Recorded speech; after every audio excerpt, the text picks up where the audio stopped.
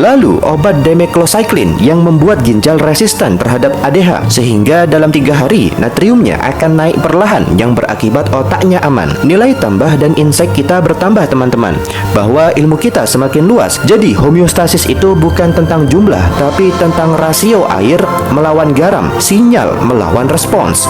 Lalu cara berpikir kita semakin rapi, bahwa kelebihan itu bisa lebih berbahaya daripada kekurangan. Dan keyakinan kita terus-menerus baru, bahwa terkadang yang paling dibutuhkan bukan lebih, tapi cukup, dan keberanian berhenti. Pesannya apa? Jadi dalam dunia yang terobsesi lebih cepat, lebih kaya, lebih banyak, ingatlah bahwa homeostasis itu lahir dari keberanian berkata cukup. Intinya, ini menunjukkan bahwa potensial membran adalah bahasa elektrik yang digunakan oleh tubuh untuk menjaga stabilitas. Setelah pembahasan yang panjang, tibalah kita di kesimpulan bahwa ada harmoni dalam homeostasis. Ada homeostasis sebagai filsafat dalam hidup kita. Homeostasis itu mengajarkan kita 4 kebenaran universal. Pertama, keseimbangan itu bukan keadaan, tapi proses. Dia butuh usaha terus-menerus. Kedua, krisis itu sering dimulai dari gangguan komunikasi, bukan kekurangan sumber daya. Ketiga, sistem yang paling tangguh adalah yang punya mekanisme umpan balik yang cepat dan akurat. Kemudian yang keempat, hidup itu bukan tentang menghindari perubahan, tapi tentang kemampuan kembali ke pusat setelah terganggu. Tubuh manusia itu bukan mesin yang kaku, ia adalah tarian dinamis antara gangguan dan pemulihan.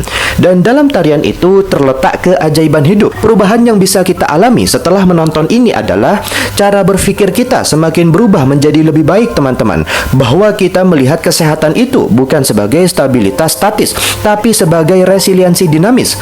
Kemudian keyakinan kita semakin kokoh bahwa kita percaya bahwa gangguan adalah bagian alami dari sistem yang hidup. Yang penting adalah kemampuan pulih.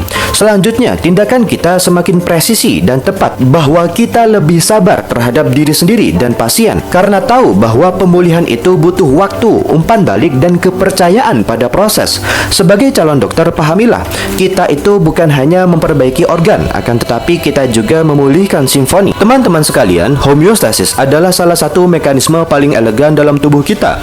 Ia adalah hasil interaksi antara transport membran, reseptor membran, dan potensial membran yang semuanya bekerja sama untuk menjaga stabilitas lingkungan internal tubuh.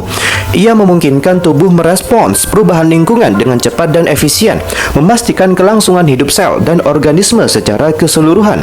Ia adalah fondasi bagi fungsi vital tubuh seperti regulasi tekanan darah, kadar gula darah, dan keseimbangan cairan. Dengan pemahaman ini, kita dapat lebih menghargai betapa kompleks dan harmonis tubuh kita. Sebagai calon dokter, kita semua memiliki tanggung jawab besar